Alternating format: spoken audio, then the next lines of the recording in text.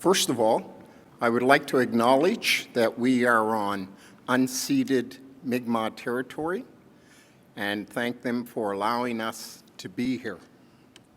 Good evening, everyone, and welcome to the launch of the African Nova Scotian Road to Economic Prosperity Action Plan. I am Irvin Carvery, and this is Dolly Williams. We are the co-chairs of the advisory committee, leading the development and implementation of this work. It's our pleasure to be your MCs for tonight's event. We are thrilled to be here with you, in person and virtually, to celebrate the launch of the Road to Economic Prosperity Action Plan and share a number of exciting announcements from our partners that will support and advance the work of the action plan. Thank you to our drummers, Ayo Aladabaji, Robert Leake, and Wayne Hamilton, who kicked off our program. We'll hear from them again later this evening. The Reverend Dr. Joyce Ross will now lead us in prayer. Good evening. We are so glad to be here this evening to pray for the success of the Community Development Action Plan that is put in place to bring our Black communities together of HRM. A lot of hard work and preparation has been put into this plan, and now we are preparing for actions. And as the committee reaches out in action to bring us closer together in unity, because where there is unity, there is strength. We're going to ask God's blessings upon this. We are asking God to guide our thoughts, guide our hearts, guide our minds, and help us to go forward in the name of Jesus, to reach out, to give help where help is needed. So let us be bold. Let us go out with a vision, with a plan, and act, because when we act, development takes place. So we ask for blessings on this. We ask for your approval, Lord Jesus. We ask for vision and strength for those who are going to be working on this plan to make this become a reality. So bless this tonight as we come. We are coming thanking you that you brought us to this point as we move forward. In Jesus' name, amen. Thank you, Dr. Joyce, for that prayer. And now we're going to have the Black National Anthem lift every voice and sing.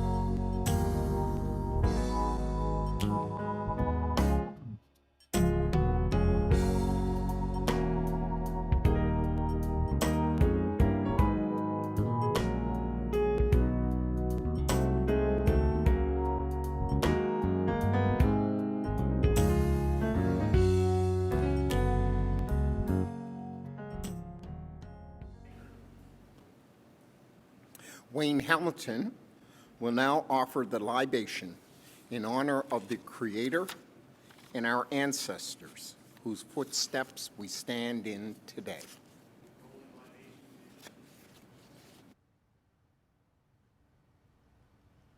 A libation ceremony is an activity that helps us, in a symbolic way, make connections with our African past. As brothers and sisters brought out of Africa during the enslavement period, we cannot claim to hold one specific libation or claim to know exactly where we are from. So when we do this ceremony, we must do it with grace and dignity, because we do not know where we originally called that place our home. As children of Africa, from the continent of Africa, we have a multitude of choices to make upon thousands and thousands of cultural variations, upon thousands and thousands of languages on which to choose to rest our belief. So without knowing the true nature of where we began, we need to accept all. So if I call one, I call all. We in the African diaspora, when we attempt to reclaim that connection to our African past by conducting a libation ceremony, we must be prepared to adopt and adapt to our surroundings. If we adopt and accept this cultural ritual, these symbols, and this way of doing, it means that we are honoring and respecting our past, and we must continue to maintain the virtues and principles of libation. We must carry out this activity knowing that we have a historical past on which to build, and we must not and can never destroy the essence of what the libation is asking us to do. Therefore, I pour this libation to invoke the powers and the greatness of all that is Africa.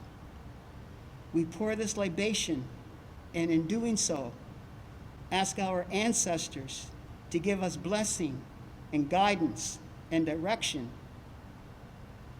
We pour this libation, and in doing so, seek to make a connection to our higher powers that guide us, and ask for their presence to be amongst us. To acknowledge our ancestors means we are aware that we did not make ourselves. Our ancestry stretches all the way back to the beginnings. We remember our ancestors. We remember our great-great-great-great-grandmothers, our great-great-great-great-grandfathers. And we remember that they come from a long line, because it's an easy thing to forget. An easy thing to forget that we are not the first. We are not the first to suffer. We are not the first to rebel.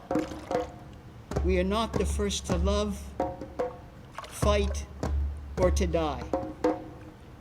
The grace and dignity that we use to embrace life, in spite of the pain, in spite of the sorrow, is a true connection to the African spirit.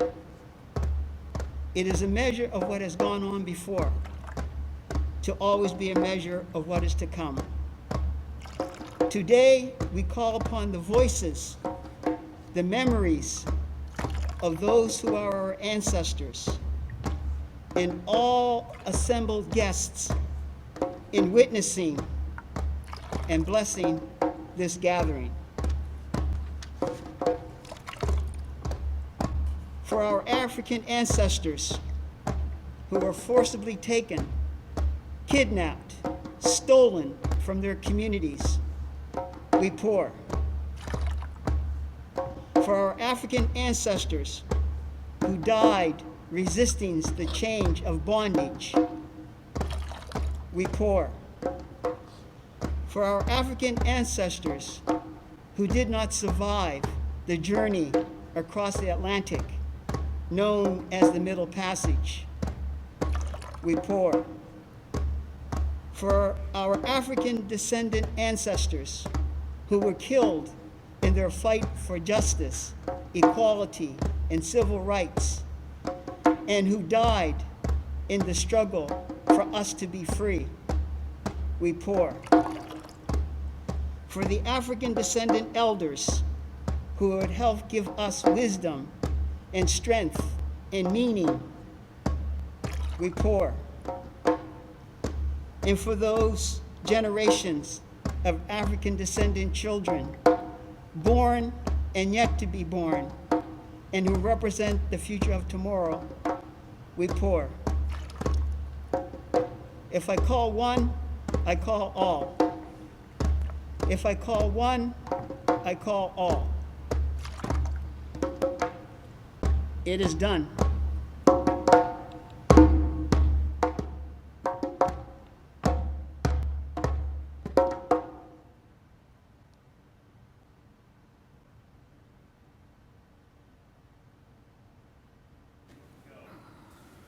If I call one, I call all.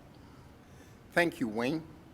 It's our great pleasure to be here today as representatives of the Advisory Committee and the African Nova Scotian community to launch and celebrate the African Nova Scotian Road to Economic Prosperity Action Plan. African Nova Scotians have always been dedicated to building a strong, vibrant, and prosperous community. The history of peoples of African descent in Nova Scotia is filled with examples of community mobilization to build capacity for social-economic development and self-sufficiency. For generations, African Nova Scotians have advocated for unity and prosperity, and have remained committed to building and improving our communities. The Road to Economic Prosperity Action Plan is a continuation of the legacy of these community-led efforts. The plan continues the work that African Nova Scotian communities have been doing for generations and provides an actionable roadmap for realizing future opportunities for people of African descent. Economic development for the African Nova Scotia community matters for all of Halifax and Nova Scotia. While Halifax has demonstrated strong and continuous economic growth over the past 10 years, African Nova Scotians have not equally benefited, and our community continues to be impacted by growing socioeconomic disparity. Over the years, there has been government and private sector support for African Nova Scotia economic development initiatives, but there have never been a concerted effort or strategic dedicated to improving our economic well-being and prosperity. This is until the development of the Road to Economic Prosperity Action Plan. The action plan is a 5-year collaborative strategy developed and owned by the African Nova Scotia community to advance economic development and community priorities and coordinate, align, and bring greater awareness to work already being done. This plan is first of its kind. Most of us have lived through the version of this work, but this is the first time put together a formal economic plan and endorsed by both the community and government. And this time I want to make a quote from Barack Obama: "Change will come if we wait for some other person or some other time. We are the ones we've been waiting for. We are the change that we seek." Barack Obama. Social equality is the only basis of human happiness. Nelson Mandela. And he quoted that to me when I went to his freedom in Ontario. So I always admired him for that. So this action plan aims to close employment and housing gaps, increase collaboration and investments, and improve economic and quality of life outcome for the African Nova Scotia community. When we are successful, we will have addressed decades and centuries of systemic and institutional barriers that have prevented growth in our communities. We want a healthy and prosperous future, and we are hopeful that we will inspire and lay the groundwork for a Nova Scotia-wide agenda. Thank you to the African Nova Scotian community and to our partners for your support and contributions to this plan, particularly to those who participated in our consultation sessions to identify key issues, opportunities, and themes to be addressed.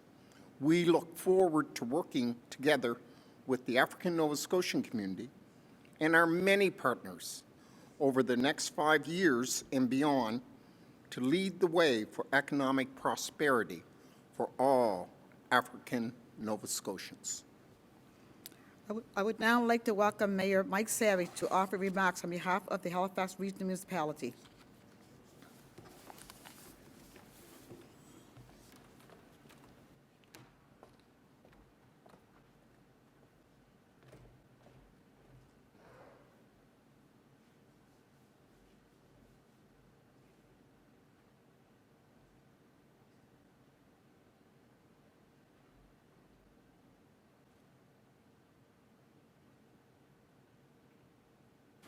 Well, good evening, everybody. Bonjour à tous. Gwe. What a pleasure it is to join you here tonight as we launch this important initiative here in Mi'kma'ki, the ancestral homeland and the unceded territory of the Mi'kmaq people. Thank you, Dolly, and thank you, Irvin.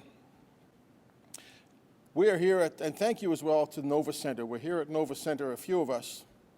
I would love to have seen this room full for this event. But nonetheless, you're following it from the safety of your homes and offices. Now, while this work is designed by and for the African Nova Scotia community, let nobody make any mistake, this will benefit all of us, because the economic and social well-being of the Halifax region is real only when it includes the entire community, when everybody can match their ambitions to opportunity. For too long, African Nova Scotia members of this community, many of whose families date back centuries in this province, have had the deck stacked against them. There can be no debate that systemic racism has been part of this city from its founding. Treatment of early black pioneers to the destruction of Africville in the name of urban renewal. We have a responsibility to acknowledge generational racism and systemic anti-black racism has played a role in maintaining the societal status quo. This is evident in the kind of developments that we see across our communities, where people live, what opportunities they're provided, even where their children go to school. As we work to recover from the financial impacts of COVID-19 and continue to grow our local economy, we must commit to building new pathways to economic security and inclusion for African Nova Scotians. That's why I was so pleased to see the African Nova Scotian communities throughout the municipality contribute to the development of this African Nova Scotian Road to Economic Prosperity Action Plan. I'm very grateful to see that this work was wholeheartedly and unanimously endorsed by Regional Council. I want to acknowledge that we wouldn't be here today without the commitment of Carol Ann Wright of the Halifax Partnership, community co-chairs, old friends Dolly Williams and Irvin Carvery, as well as Ayo Alada Jabi, HRM's Senior Advisor on African Nova Scotian Affairs. Thank you for everything you've done to bring this to life. The need for this action plan was identified in Halifax's 2016 to 21 Economic Growth Plan. Community members who participated in consultation spoke powerfully to common goals of establishing land ownership and creating development opportunities, essentially putting economic development into the hands of the community it seeks to help.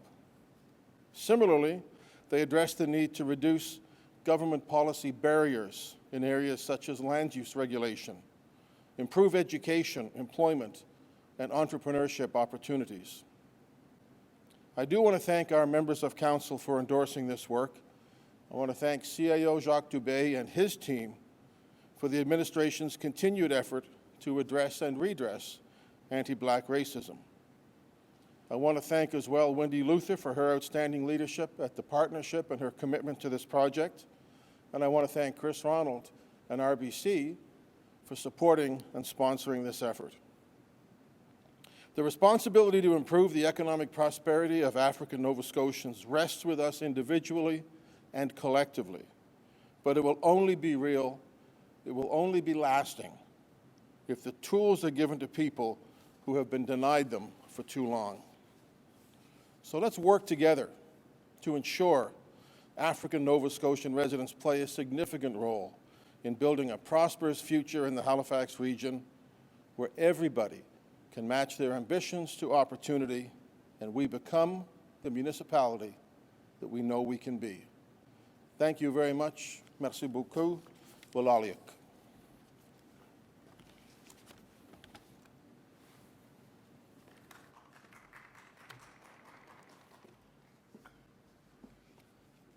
Thank you, Mayor Savage. You have been a great supporter and champion of the African Nova Scotian community. Under your leadership, HRM has committed to increasing diversity and inclusion within municipal government and our city. The HRM, African Nova Scotian Affairs Integration Office, has been a key partner in developing the action plan, led by Ayo Alajaba, Senior Advisor at ANSO. Mayor Savage, we thank you and Halifax Regional Council for your support, and we look forward to working with Council and HRM staff over the next 5 years to implement the action plan. Thank you. It's my pleasure now to introduce and welcome Wendy Luther, President and CEO of the Halifax Partnership. Halifax Partnership has been supporting African Nova Scotian community economic development for almost 15 years, led by Carol Ann Wright, Director of Capacity Building and Strategic Initiatives for the African Nova Scotian communities. The partnership has supported the development of the action plan and will lead many of the actions in collaboration with the African Nova Scotian community, HRM, and other partners over the next 5 years. Welcome, Wendy. Oh, thank you, Irvin, and wow, it's a great honor and pleasure to be here tonight to celebrate the launch of the Road to Economic Prosperity Action Plan. I would first like to congratulate the Advisory Committee and the ANS community on this historic milestone and achievement. This ANS-owned strategy builds on decades of community and economic development work and lays the foundation for long-term inclusive economic growth for African Nova Scotians, which the partnership wholeheartedly supports. I would also like to recognize and thank Carol Ann Wright and Ayo Aladajibi for their tremendous leadership within the ANS community and with our partners in the creation and launch of this plan. For those who aren't familiar, Halifax Partnership is Halifax's economic development organization. The partnership aims to create a vibrant, prosperous Halifax for all, and we do this by selling and marketing Halifax to the world, helping our businesses and talent in all communities reach their full potential, and by tracking and reporting on Halifax's economic progress. Together with our public, private, post-secondary, and community partners, we aim to grow Halifax's population to 550,000 by 2031 and significantly increase GDP growth. But we're not aiming to grow Halifax just for growth's sake. We want to build a Halifax that is inclusive, diverse, just, and welcoming for all. A city where our African Nova Scotians, Indigenous, peoples of color, and minority groups can fully contribute to and equally benefit from education, employment, and economic opportunities. A city we can all feel proud to call home. The Partnership's and HRM's shared commitment to African Nova Scotia economic development and prosperity is evident in Halifax's economic growth plan and within the Road to Economic Prosperity Action Plan, in which the Partnership and HRM lead and support many of the actions. As we now undertake the development of Halifax's next 5-year growth plan, inclusive economic growth is the foundation upon which we're building this plan. As Irvin mentioned, the Partnership has been supporting African Nova Scotia community economic development for more than a decade under Carolan's leadership. And we remain committed to working with the ANS community, HRM, and other partners to address the socioeconomic and systemic issues impacting African Nova Scotia economic development and prosperity. Once again, congratulations to the ANS community on this momentous accomplishment. We're excited to work with you to create economic opportunities and prosperity for all African Nova Scotians. Thank you.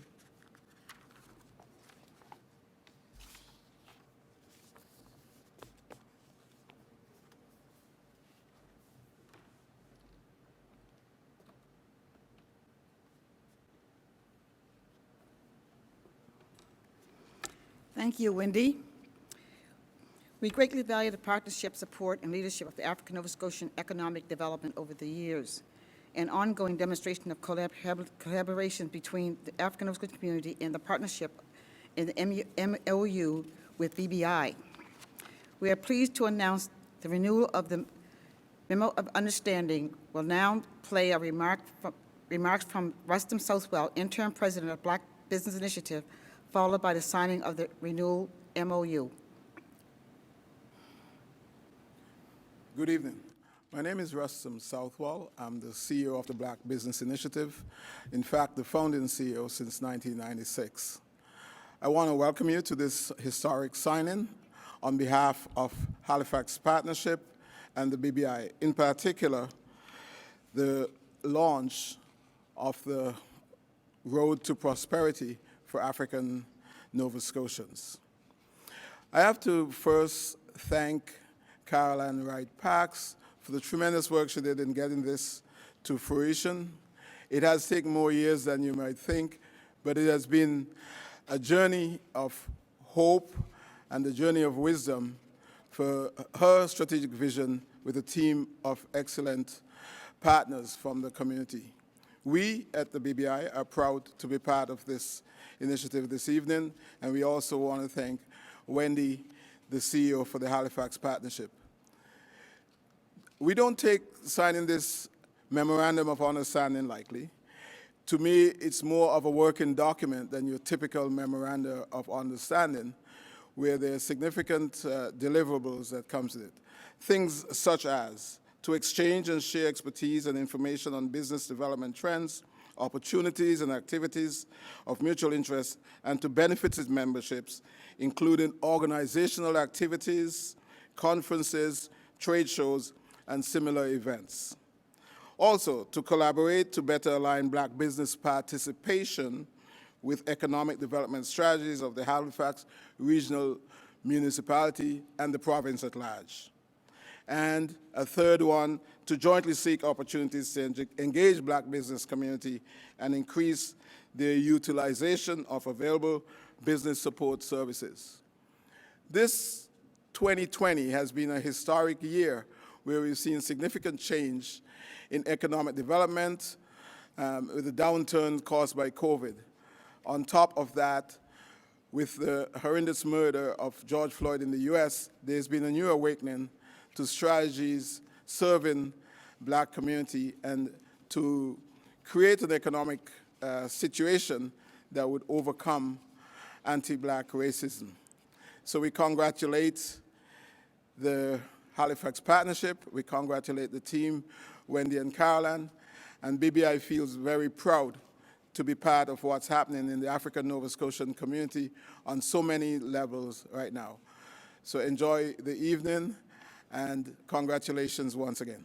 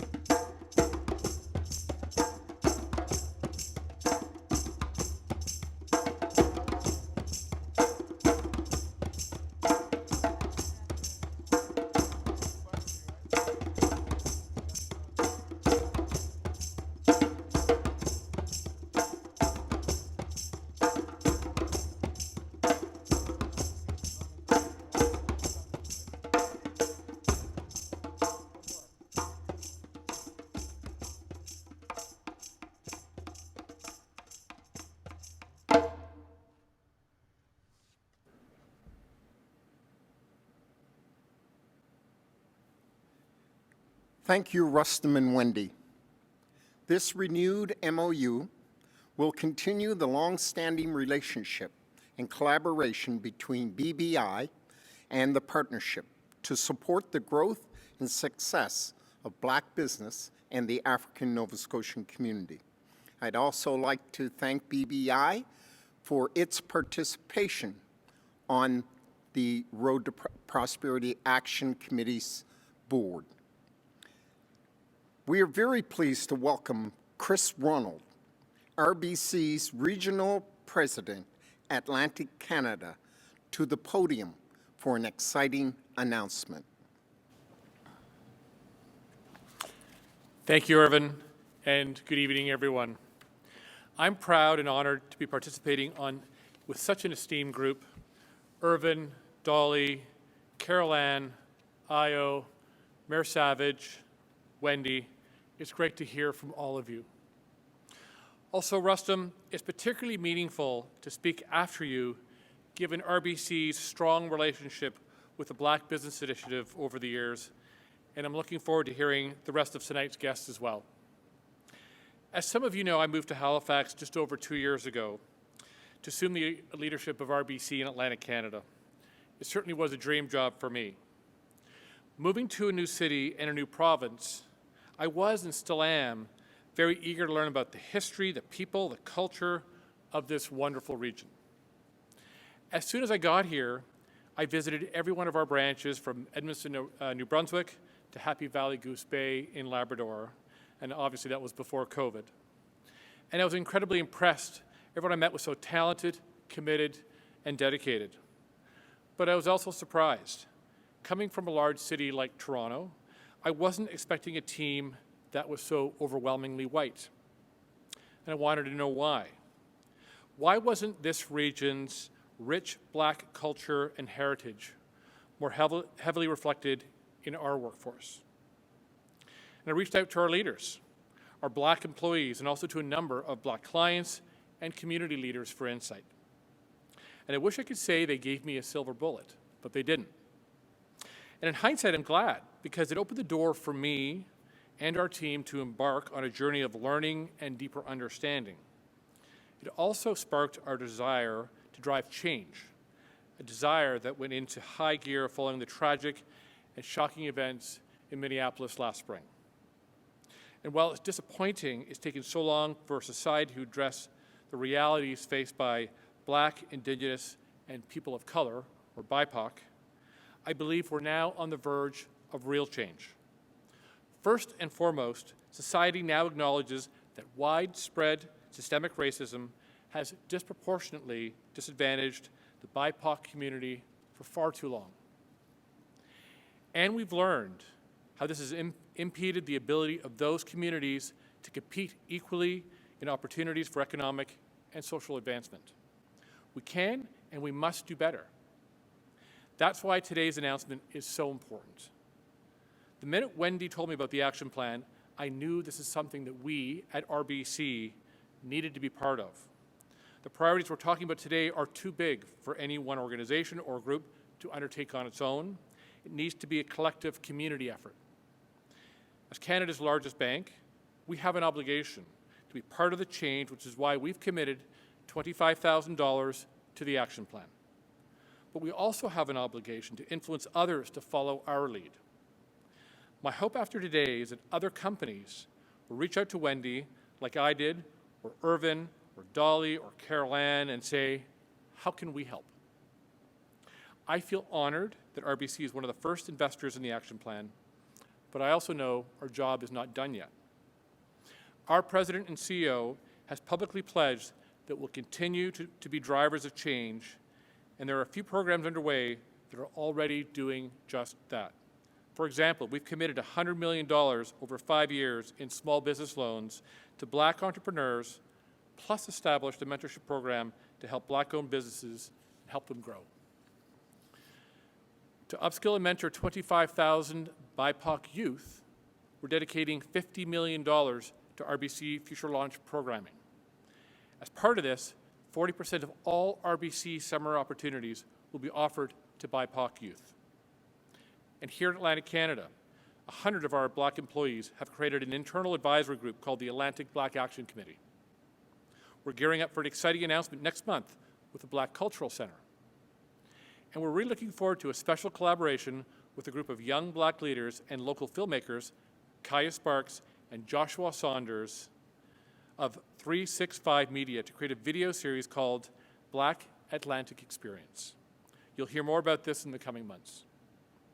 Also next month, every RBC branch across Canada will participate and celebrate our Black History Month celebration with the collective message of listen, learn, and be the change. Let's create a better tomorrow today.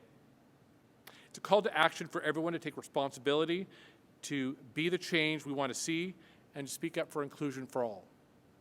In closing, sincere congratulations to the Advisory Committee on an exceptional job so far. And thank you for welcoming RBC as a partner. We're looking forward to working with you to bring your action items to life today, tomorrow, and every day until equality, economic growth, and wealth creation for BIPOC youth and communities is fully realized. Thank you. Back to you, Ron.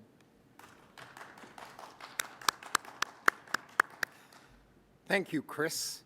And thank you to RBC for your commitment to diversity and inclusion and the African Nova Scotian economic development. We look forward to working with you and your team. And I believe Chris may have read off of Dolly's notes just a little bit. In terms of your theme, I love it. You must be the change. And words were spoken by the former President Barack Obama. So good job with that theme.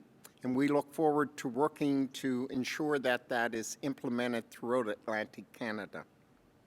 We now have another exciting announcement to share with you tonight from the province of Nova Scotia. The Honourable Minister, Lena Diab, Minister of Labour and Advanced Education, joined us earlier today to offer the following remarks.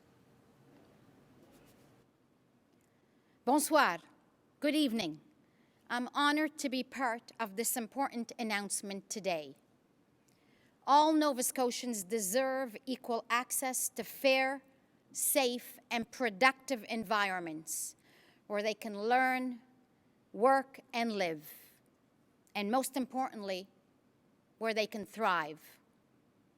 It's our department's priority to foster workforces that are inclusive and representative of our diverse communities. Increasing diversity in our workplaces and removing barriers to employment faced by underrepresented groups is imperative to ensure every Nova Scotian is able to live and work to their full potential. We know African Nova Scotian youth continue to face systemic barriers. That's why connecting youth who are currently underrepresented in the workforce has become an even greater priority for our government. Connecting youth with mentorship and people who have real industry experience will help youth build their professional networks as well as their confidence. This will in turn allow for further engagement, integration, and retention of the African Nova Scotian community within the greater Halifax area. This new program is an important step in addressing the barriers that make it so much harder for African Nova Scotian youth to reach their full potential. The province is very proud to support the African Nova Scotian Road to Economic Prosperity Action Plan. In support of this strategy, the province is investing approximately $139,000 over a 2-year period to the African Nova Scotian Connector Program.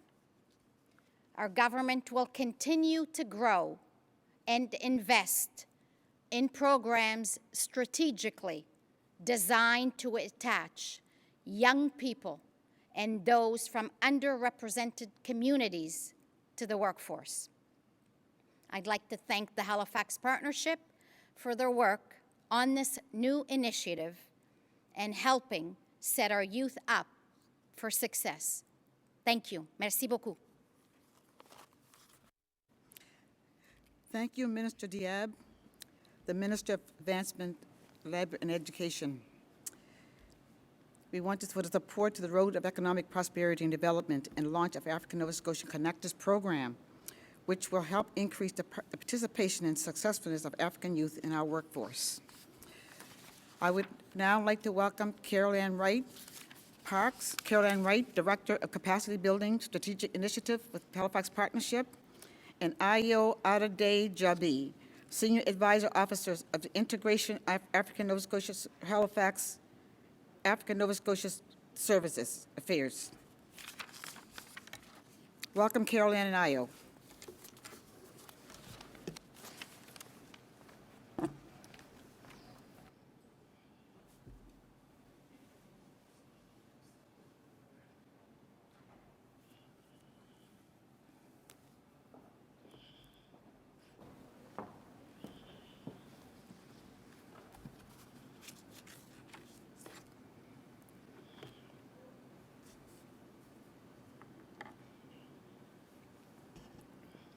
Welcome. At this time, Ayo and I have the honor and the privilege of presenting the Road to Prosperity Economic Action Plan. This plan, it is important to point out that this plan is developed, formed by community. We also want to take this opportunity to thank the committee, the advisory committee. This moment in time has been prepared. We've been prepared and working hard to get here. I want to acknowledge the committee. There is so much volunteer time put on the floor for this work. There's a lot of staff between the Halifax Regional Municipality and Halifax Partnership that have gone into it. There's not enough thanks to go around today, but I want to put it out there anyway to thank all of those that have been involved in this process to date. So at this time, we also want to acknowledge our ancestors. I know that has been done, but it's really important to reiterate this at this time. And Ayo and I are going to walk you through the plan. And at the end of this, there will be an opportunity for you to send your questions in. And I know that, and I hope that you do ask questions, because we'll be happy to elaborate on plans, because we're going to give you the Reader's Digest version of a very intricate plan. Over to you, Ayo.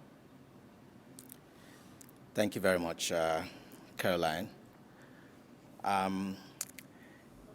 It's very important to mention that in the development of this Road to Prosperity Economic Action Plan, that back in May of 2018, Regional Council approved an action plan for years 3 to 5 of the Halifax's economic growth plan, and several actions were identified within this plan with respect to economic development for African Nova Scotians, and in particular, action number 12, which is highlighted here on the presentation of the action plan, basically mandated the development and implementation of an African Nova Scotian action plan to advance economic development and community priorities.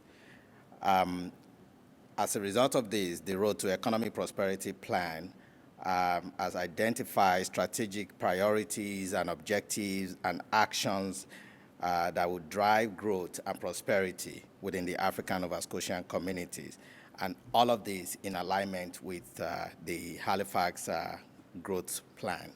And this is basically what has informed the creation and the development of this plan. This plan would not be possible without consulting community. As we mentioned in the beginning, this plan is led by the African Nova Scotian community, and so we Started our process in 2018 at a summit in the community of North Preston. And that summit, we gathered together those folks who were doing economic development in African Nova Scotian communities. And we looked at HRM, we looked at Halifax in terms of what was happening, and people gathered to be able to, for the first time, people gathered and talked about what was going on in the communities in terms, on an economic development level. So this plan has been a growth from 2018. Along the way, we consulted all communities who were not at that particular consultation. There were 2, and then we followed up. We followed up with communities to make sure that everybody was included in this plan. We know that there's much more consulting to do. We know that there's groups that we still have to reach out to. But some of the key development themes were the need to build unity, capacity, and leadership amongst and within African Nova Scotian communities. The second was establishing land ownership, developing infrastructure, and attracting investment within African Nova Scotian communities. The need to improve education, employment, and entrepreneurship outcomes for African Nova Scotians, and the need to identify and address system-wide legislation and municipal bylaws that impact our communities. This was really critical for folks because, as we mentioned at the beginning, this is not the first time the communities have identified such issues, but it's the first time that we were able to look at this in a tangible way to make sure that it was a plan that actually identified all those areas. As part of the planning and implementation of this Road to Prosperity Economic Action Plan, a Road to Prosperity Advisory Committee was established back in November of 2019. And essentially, this advisory committee consists of community members from across the African Nova Scotian communities within the Halifax regional municipality. In addition to that, we also have the support of organizations such as BBI, as we saw in the signing of the memorandum of understanding that they have with Halifax Partnership. And in addition, we also have the African Nova Scotian Affairs Integration Office, which is a division of the Office of Diversity and Inclusion of Halifax Regional Municipality, and of course the Halifax Partnership playing the support role in working with the community to be able to bring this plan to fruition. So basically, all of these folks working as the advisory committee will continue to guide the work that is being done with respect to the Road to Prosperity Economic Action Plan. So they will provide leadership, oversight, and strategic guidance as we move forward with implementation. As we mentioned, there are 3 strategic priorities. Building unity and capacity building among African Nova Scotians. We know that we have done this work over decades and centuries. The issue is how we do this work together. The process is just as important as the outcomes. So building unity is one of those key pieces. The establishing of land ownership and develop infrastructure and attract investment is one of those things that community has also identified. And the province, and working with the province on land title issue the province is working on the issue of land titles, and we want to be able to support that, plus look at how we rebuild infrastructure within African Nova Scotian communities, and be able to actually have, be able to celebrate when community has created infrastructure for themselves. And an honorable mention is Hammonds Plains at this time. Other communities are beginning to do that, and we want to be able to do that for all communities. So the infrastructure and attract investment piece is really critical. The increase in participation in education, employment, and entrepreneurship, an ongoing issue for our communities. And as we move on, we want to be able to develop measures to be able to see how we're doing, how we're not doing, and how we do this better. And as Caroline had just mentioned, we have those 3 strategic priorities, and we're just going to walk through each one of them in the next couple of slides. So the strategic priority 1 essentially focuses on building unity and capacity among African Nova Scotians. This particular strategic priority is foundational to the Road to Economic Prosperity plan.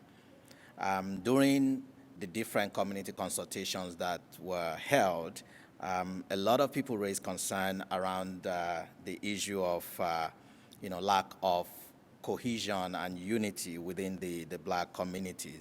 And many folks agree that it is important for African Nova Scotians to stay connected, to work together, and to start building a united front, regardless of which community they represent. So these priorities goal will be to help bridge the divide and create opportunities for African Nova Scotians to build capacity and share resources and begin to work together collaboratively.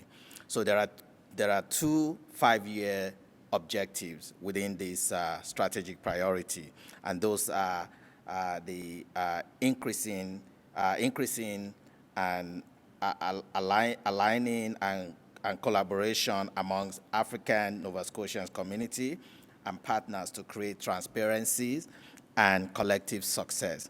And the second objective is to build community capacity to mobilize and lead the implementation of the Road to Economic Prosperity Plan. And all of these objectives will ultimately inform the implementation of 11 actions that have been identified, such as connecting African Nova Scotian communities to training resources to develop leadership, facilitation, and resiliency skills. So these objectives will help guide those actions over the next 2 years.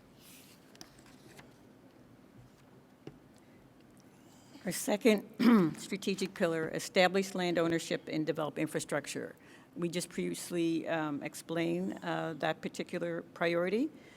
The objectives under the 5 years is, we have 3. One is to address historic and current issues related to land ownership and environmental racism.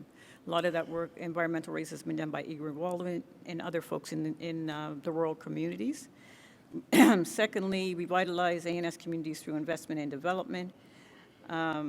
Looking at infrastructure and capital projects in communities, something that has been long been neglected. Third, explore international economic cultural opportunities.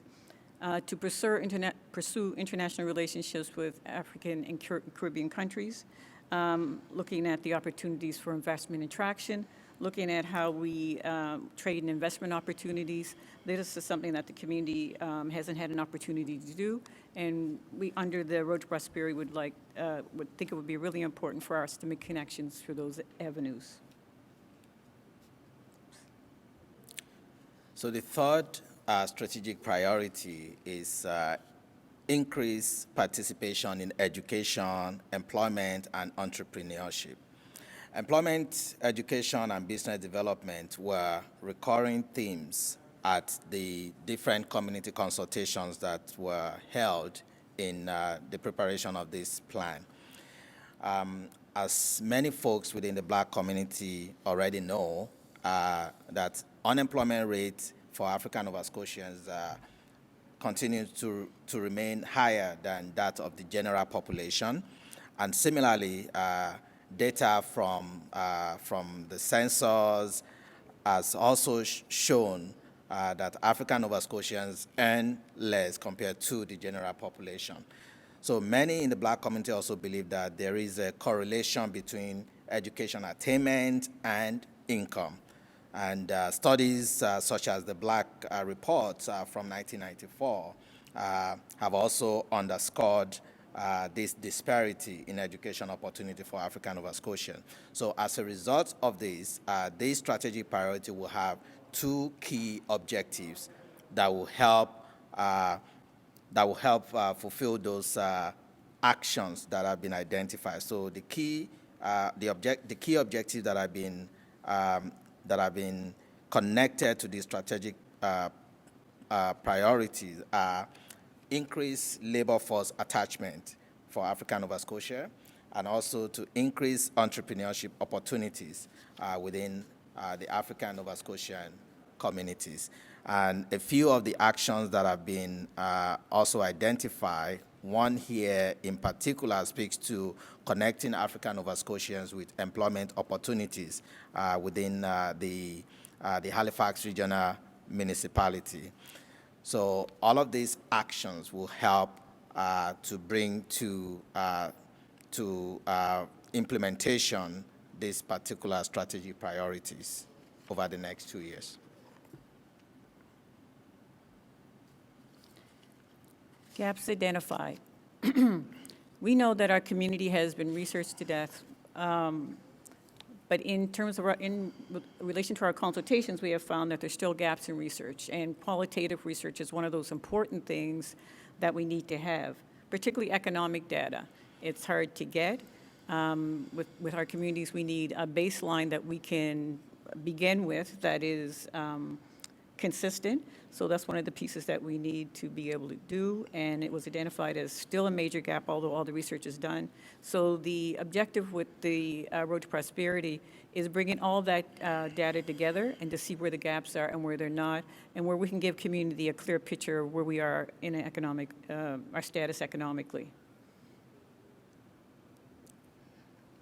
So as we move forward with the implementation of this plan, it's important to mention, and I believe we previously mentioned this, that we do have the Road to Economic Prosperity Advisory Committee that are going to be helping by providing leadership, oversight, and strategic guidance. So in addition to this advisory committee, there's also going to be the creation of an Elders Council that will be supporting this work. And within the implementation of this plan, so the Halifax Partnership and Halifax Regional Municipality are going to be functioning as coordinating bodies, working with the community to help lead the implementations of all the actions. And again, we'll still have the advisory committee and the Elder Council working with these two organizations to help lead several of these actions. That's you.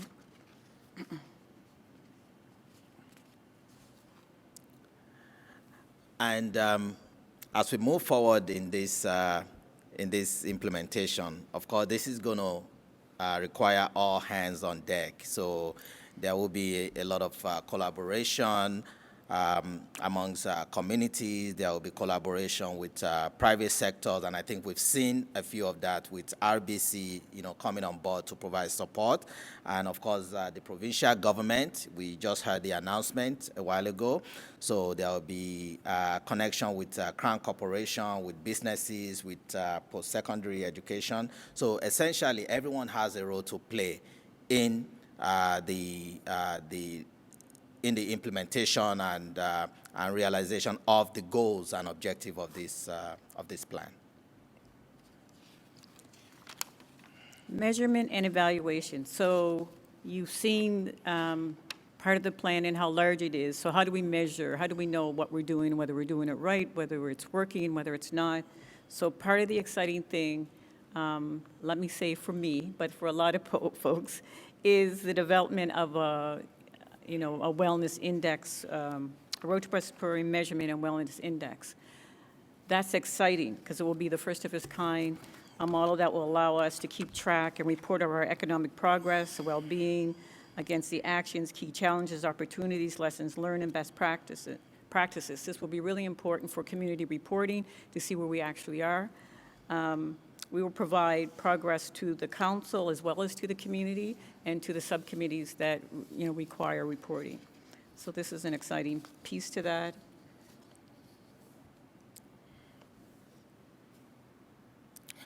The other piece that also excites me, just as Caroline has mentioned, is the fact that this plan has also been approved by Halifax Regional Council.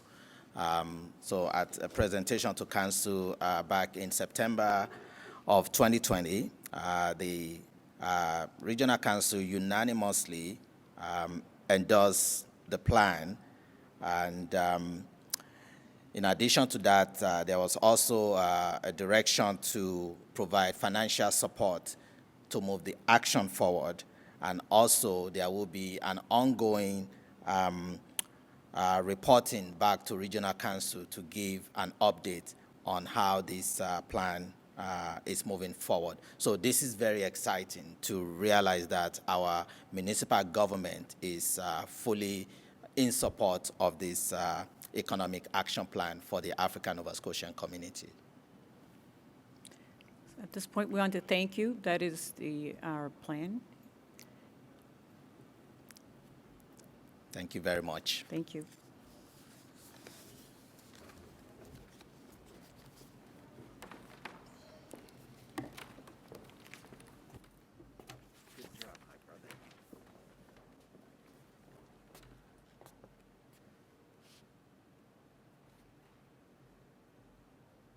Thank you, Carolyn and Io, for that wonderful presentation and for your dedication and years of work that have gone into creating this plan with the African Nova Scotian community and our partners.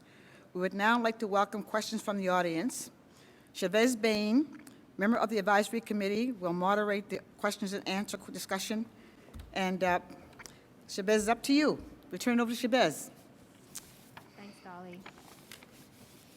There is one question currently in the chat, and it's from Dennis asking, will there be a data collection firm to gain this economic information? Yes, that's a part of the plan, yes. I can't hear.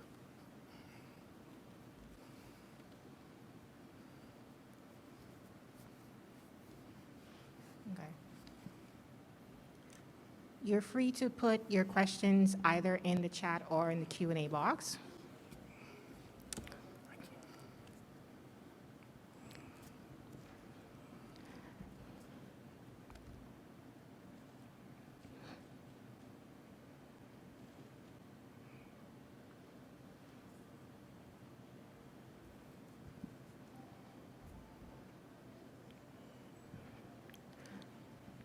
So the next question is, what plans are there to include and engage new immigrants in these initiatives? Yes, of course. We have started out with the existing African Nova Scotian community because of its history, but as we move forward, we intend to collaborate and work with new immigrants to make them feel welcome and into our communities. And hopefully, with our work in the area of housing, of which Dolly is an expert, we can encourage those folks to move into our communities to become a part of our community. Thank you for that. And next question is,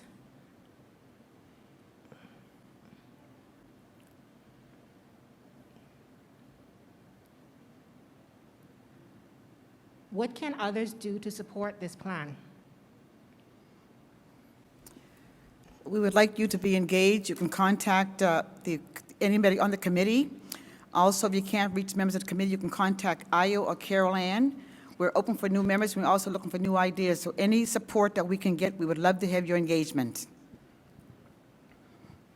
Thank you for that. Another question is asking, perhaps this was already covered, were any trends of interest observed by gender, age, and other intersections? And can anyone speak to this?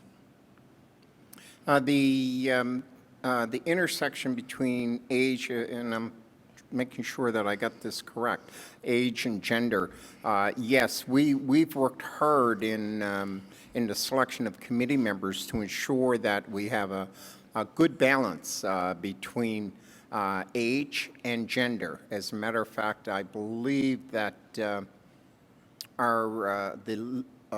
females on the committee outnumber the number of males. We wanted to make sure that in recognition of the historical work that women have done in the African Nova Scotian community, that their voices be heard loud and clear on this committee. It's very important that that voice be there. So we're working very hard, and as like in anything, that's a piece of work that needs to continue. Also, just to add to that, we also have a number of youth that's been on our committee and very involved, and we want to thank them for being part of this. Thanks for that. Next question is, will there be post-launch opportunities for community to learn or hear the progression with the plan? Can you repeat that question? Sorry, I'm just going to go back up to it. I think they're asking if there's any plans for after the launch to go back into the community to talk about what's happening. Oh, yes, we are going to be going back into the community. We are going to be doing updates and follow-ups. We also plan on doing a newsletter that will go to the community as well. So we will be engaging, when this is over today, we will be engaging with the community. One of the important things that we heard through our community consultation was the need for continued communication between the work we're doing and the communities. And so absolutely, we heard that loud and clear, and we're building that into our plan in terms of our community engagement. Thank you.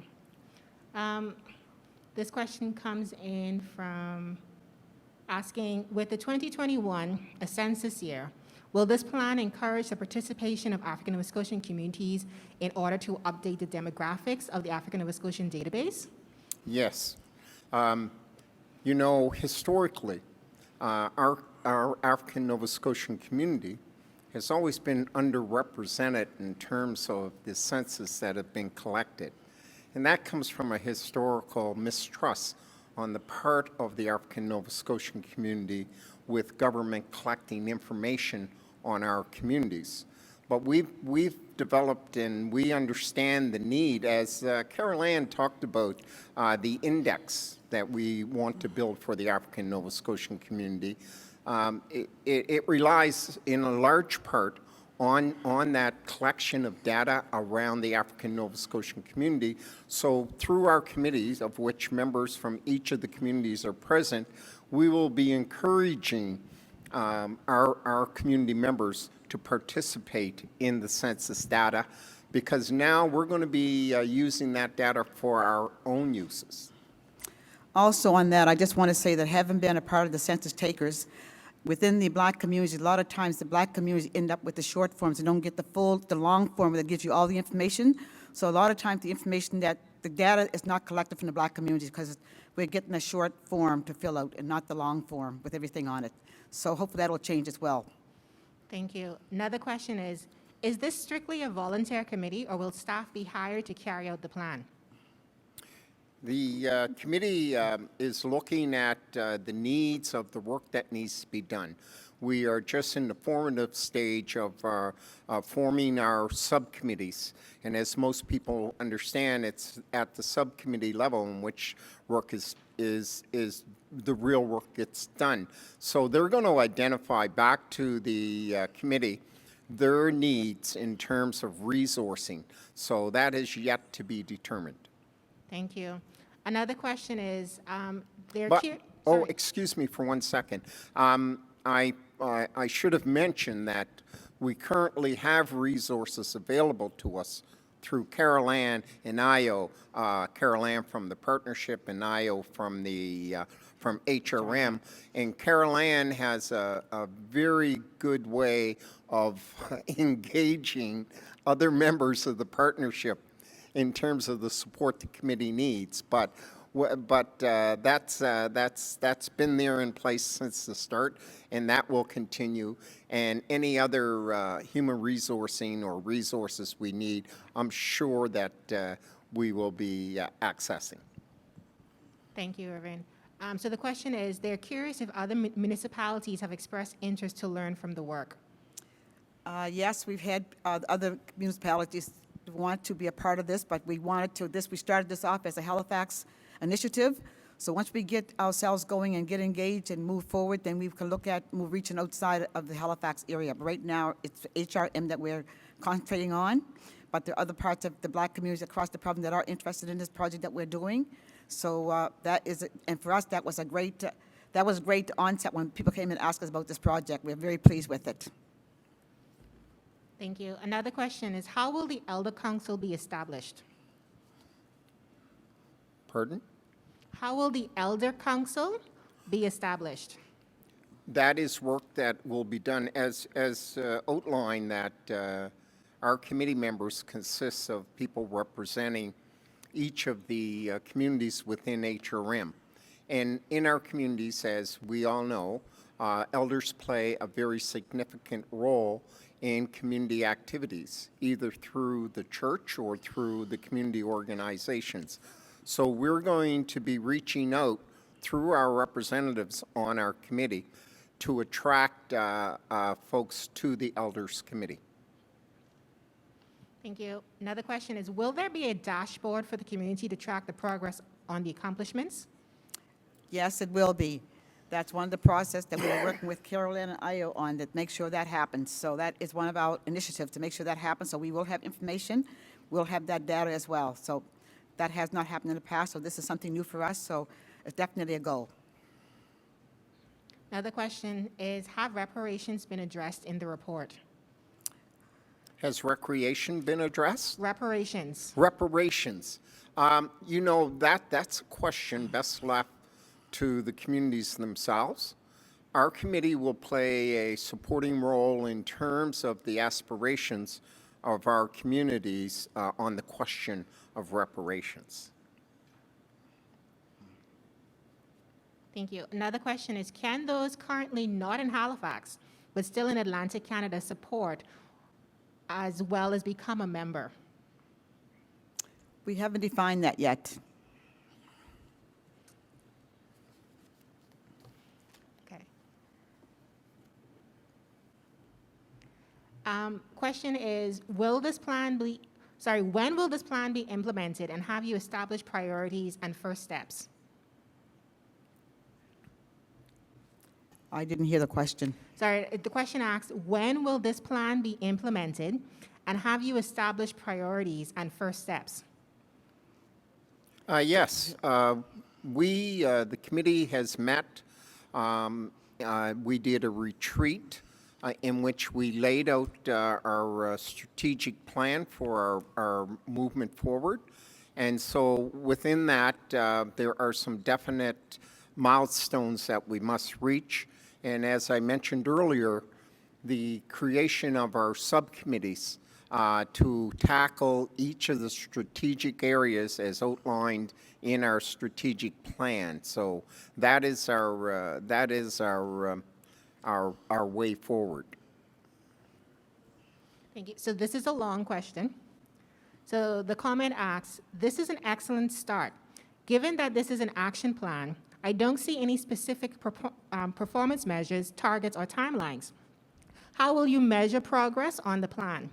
Also, since we're talking about prosperity, will we be using the community-based GDP measure for progress, or will we be using the more holistic, genuine, progressive indicator of GPI?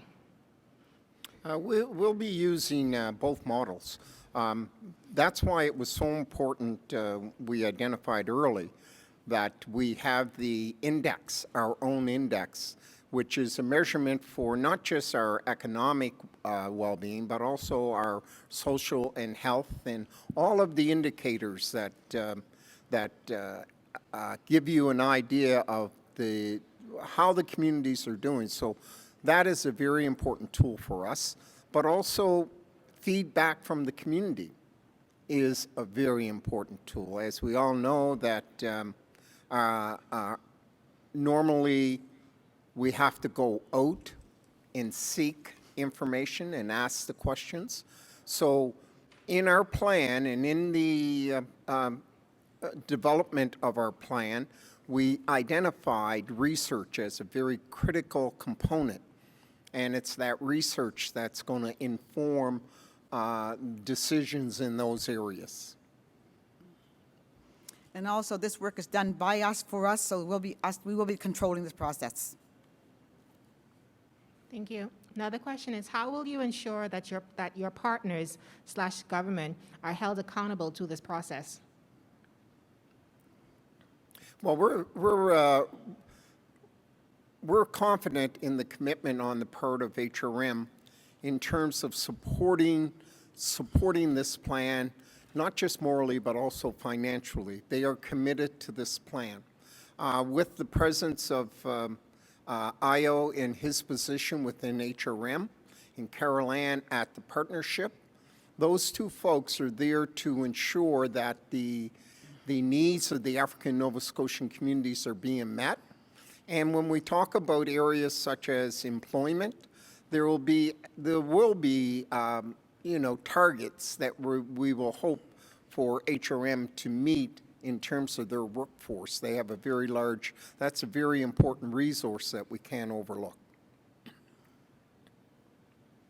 Thank you. And just on that note, I have to say that the Halifax, Greater Partnership Halifax, has been working with the Black community in our community for the last 10 to 15 years. So we're not, I think we're very confident in the work that they've been doing, and the fact that the community development that we've come far so far have been very supportive with the Halifax Partnership, and also I say with the City of Halifax in the last 10 years. We've been working together, and that's been a very positive initiative.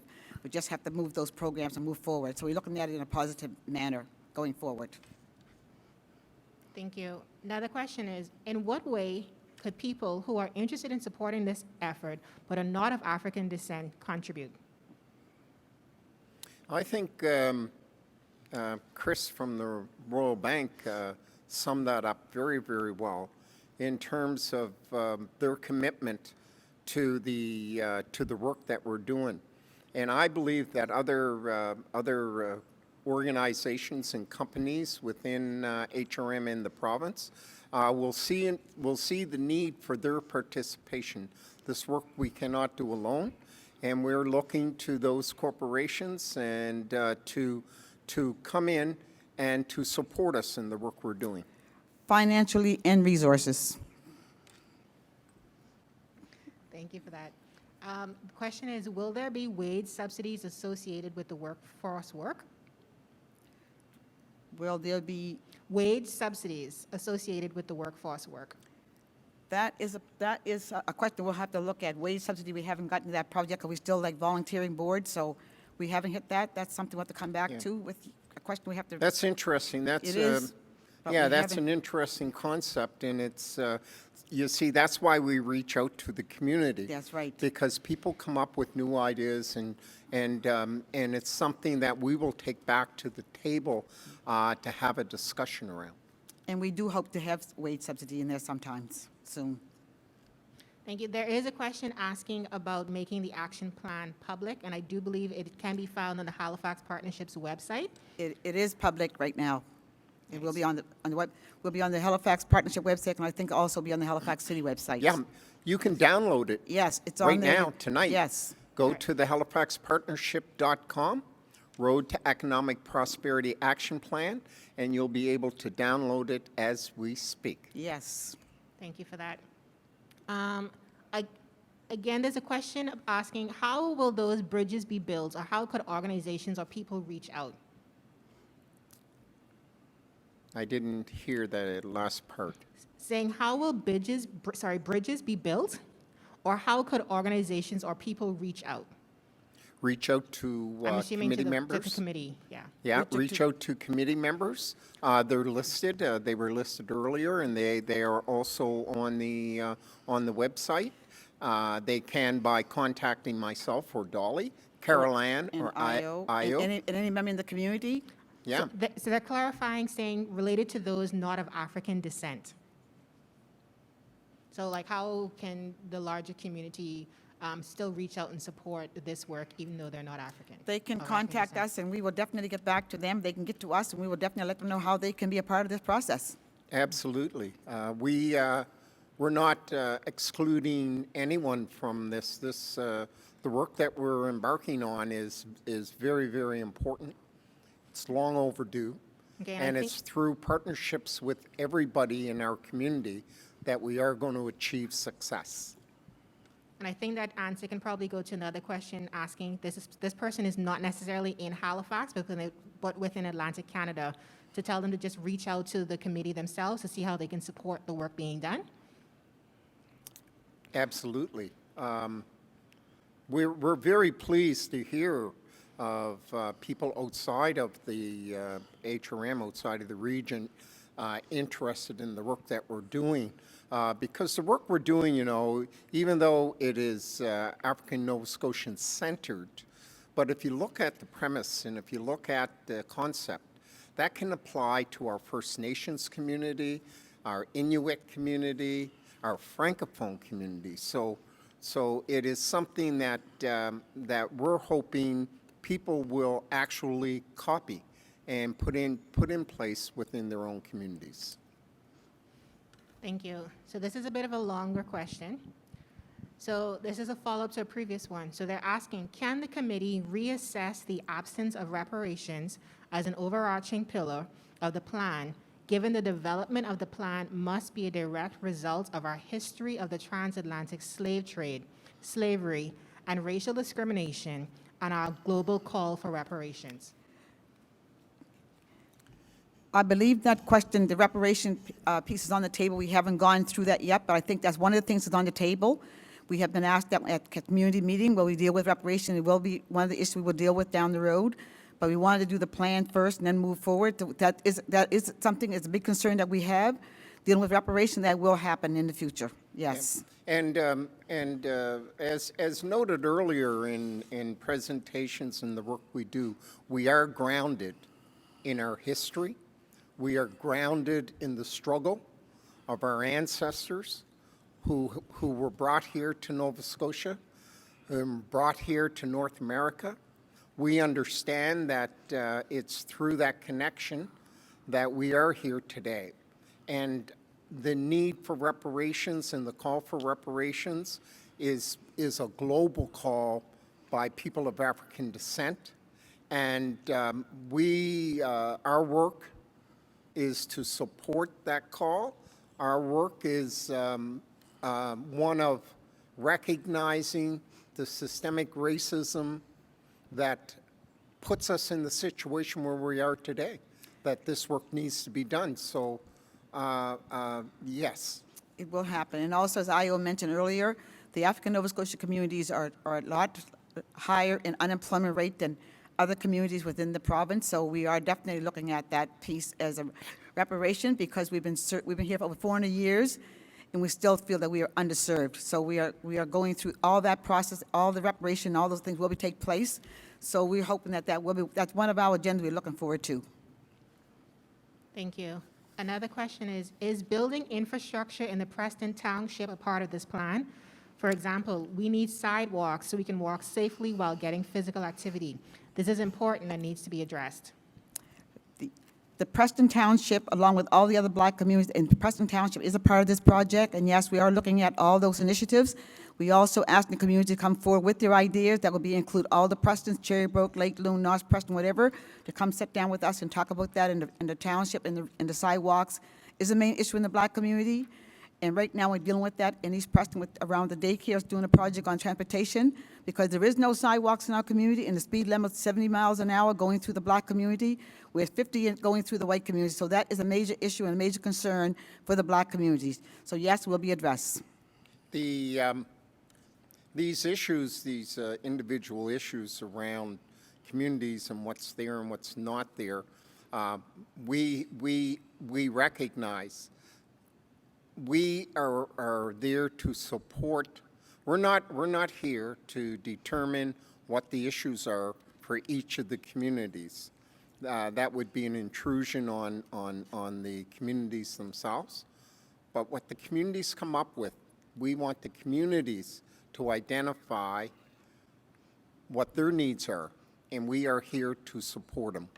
And community plans is a part of what we're doing. Yes. In terms of, if you look, and I'll suggest to anyone out there who's interested in that, to take a look to Beachville and the work that the Beachville community has done in terms of working with HRM around determining what is best for the community of Beachville. It is a very progressive step that was taken by the community of Beachville. And so to answer questions in that area, I strongly recommend that you contact Carol Ann, and she can put you in touch with the committee in Beachville. But also on that note, we can also, if there's somebody out there, and like I said, we talked earlier, we're looking for more, we have a committee, but we also looking for more people to be involved. So if you're in a community, you feel there's something that you want to address, by all means, contact your representative in your community and also get involved by becoming a part of this committee. We would love to have more voices, more bodies to do the work. And they'll have an opportunity, if not directly sitting on this committee, you'll be able to, you'll be asked and be able to serve on our subcommittee. The work of our subcommittees can be community members who are interested in pursuing the work that we've taken on. So keep your eyes, once again, know who your community representative is and go to them and express your interest in working with us. Yes. Thanks. I'm just going to give you one more question for our final question for the evening. So this one says, since the plan was developed in alignment with the Halifax plan, are we using the same definition of prosperity as HRM? If so, was any consideration given to an alternate definitions of prosperity that might be more appropriate for the African Nova Scotian community? Our plan We have is, our our definition plan is built on our own African definition. Nova Scotian centered. And I think I understand the question, but the concept of prosperity is one that has been described by the African Nova Scotian community. And that's the work that we are going to be embarking on. We take ownership of this plan. It was developed by and for the African Nova Scotian community. So I hope that answers the question. And also, our prosperity is done in an Afrocentric way. It's going to be done for us. Thank you. For those questions we may not have gotten to, we will definitely try to answer them and have all the questions answered either on the website or responded to and sent to everyone that registered for this event. And I will hand it back off to Dolly and Irving to continue tonight's event. Well, just want to thank all of our guests for the questions period, and I want to thank Chavez for taking those questions for us tonight. And thank to all of our guests and to all of you who have attended tonight and all of the questions that came in tonight. And like I said, be in touch with us. We're there. We're open for many questions, many ideas as we go forward. And like I said earlier, I just want to again say I want to thank we would not be able to do this work without Io and Carol Ann, who have been very dedicated to this whole process for us, with Halifax Partnership, Greater Partnership, and their staff, with HRM and their department. So we are just, like tonight, it's been a great process. And due to the COVID, we apologize for that. Because of the COVID in 19, we had to cancel this a couple of times. So tonight, we've been blessed that we finally had this launch off. And we want to thank all of you that tuned in tonight for it. And do follow us with all your questions and answers, and contact the members in your community. And we look forward to meeting with you and making a change for our communities. Irvin? Thank you, Dolly. Engaging African Nova Scotians throughout HRM has been and will continue to be critical to understanding key issues, opportunities, and priorities that will drive economic development and prosperity in the African Nova Scotian communities. It will take all of us working together to create real and lasting change and build a better future for future generations of African Nova Scotians. If you're interested in learning more about the action plan or getting involved, I heard a lot of questions around how can I get involved. We urge you to contact Carol Ann. Once again, thank you, and enjoy the rest of your night. And again, we are the change makers, so let's take part and be a part of that change. Thank you very much. Now we have a drumming performance.